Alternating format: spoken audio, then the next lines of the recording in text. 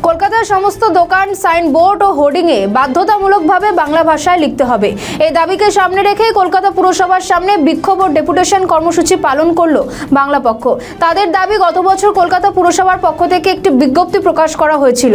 সেই বিজ্ঞপ্তিতে বলা হয়েছিল কলকাতার সমস্ত দোকান, সাইনবোর্ড ও হোর্ডিংয়ে বাধ্যতামূলকভাবে বাংলা ভাষায় থাকতে হবে, কিন্তু সেই বিজ্ঞপ্তি কার্যকর করা হয়নি। তারই প্রতিবাদে বাংলা পক্ষের তরফে এই প্রতিবাদ কর্মসূচি। আগামী দুদিন পরেই 21শে ফেব্রুয়ারি মাতৃভাষা দিবস, আন্তর্জাতিক মাতৃভাষা দিবস। আজ ভারতে বাংলায় কথা বলা অপরাধ, বাংলায় কথা বললে বাংলাদেশি।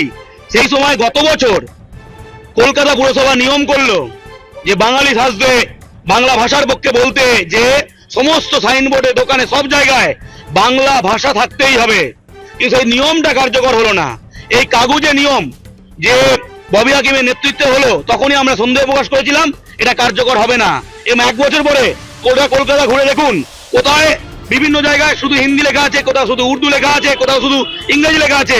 আমাদের কোনো ভাষার সঙ্গে বিরোধিতা নেই, হিন্দি থাকুক, উর্দু থাকুক, ইংরেজি থাকুক, কোনো সমস্যা নেই। বাধ্যতামূলক ভাবে বাংলা থাকতে হবে এবং সব থেকে বড় বড় অক্ষরে থাকতে হবে।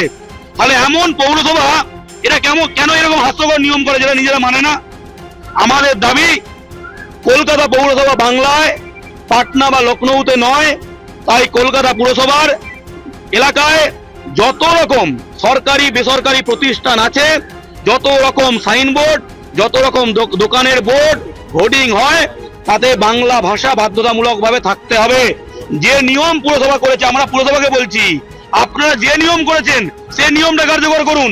আপনারা নিয়মটা করেছেন কেন? লোক দেখাতে? আমরা বাংলা ভাষার পক্ষে, আমরা বাঙালির জন্য লড়ছি, আমরা বাংলা ভাষা আন্দোলন করছি, এটা বলার জন্য? আমরা কাগজে নিয়ম চাই না, আমরা নিয়মটা বলবৎ করতে চাই। 1 নম্বর। 2 নম্বর, হকারের লাইসেন্স সে যে হিন্দিভাষী হোক, উর্দুভাষী হোক, বাঙালি হোক, যেই হোক, যারা দীর্ঘদিন বাংলায় আছে তারা পাবে। মাননীয় মুখ্যমন্ত্রী বললেন নবান্ন সভাঘর থেকে যে বাইরের রাজ্য থেকে আসছে আর বসে যাচ্ছে, কলকাতায় বাংলা বলা লোক কমে যাচ্ছে। আমি বলিনি, আমরা তো অন্য সারাক্ষণ বলছি, মাননীয় মুখ্যমন্ত্রী বললেন। তারপর বিভিন্ন জায়গায় এখনো নতুন করে ফুটপাতে বাইরের রাজ্যের লোকজন এসে বসে যাচ্ছে। বাঙালি বসতে পারে না, বাইরের রাজ্যের লোকজন এসে বসে যাচ্ছে।